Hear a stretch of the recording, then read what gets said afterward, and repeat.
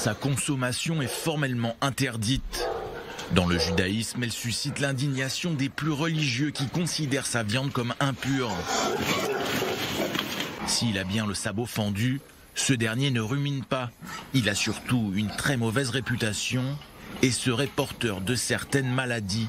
Et pourtant, en Israël, plus de 200 000 cochons sont abattus chaque année.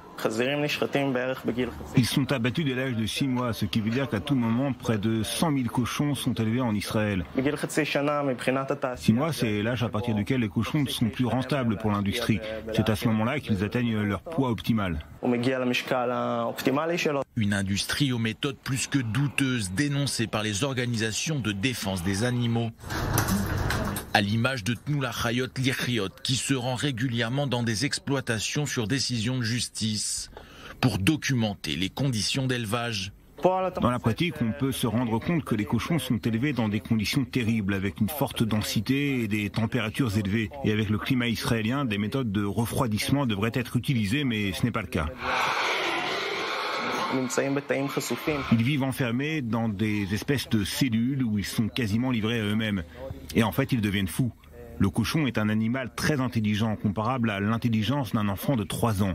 Ils sont plus intelligents que les chiens. Ils sont très curieux et quand ils n'ont rien à faire, ils commencent à développer des pathologies.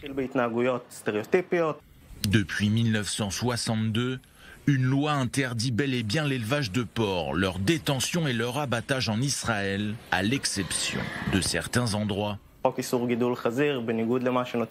Cette loi n'empêche pas l'élevage de cochons comme on pourrait le penser, mais limite seulement les endroits où l'élevage est autorisé pour l'industrie de la viande de cochon. Il existe une liste de localités dans lesquelles il est possible de faire de l'élevage, principalement celles qui ont une population à majorité chrétienne. Une hérésie pour beaucoup en Terre Sainte.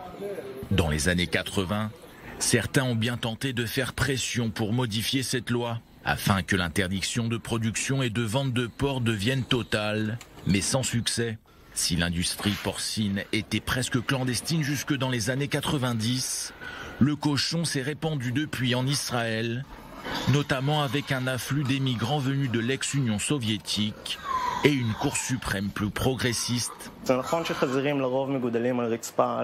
vrai que la plupart des cochons ne sont pas élevés directement sur la terre, mais sur du béton, car c'est plus confortable pour l'industrie. Cela empêche les cochons de creuser dans le sol.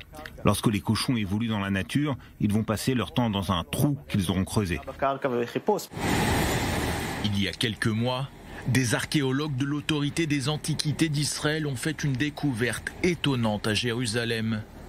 Ces derniers ont en effet mis à jour le squelette d'un cochon vieux de 2700 ans dans un bâtiment de la cité de David, situé à seulement quelques dizaines de mètres du mont du Temple.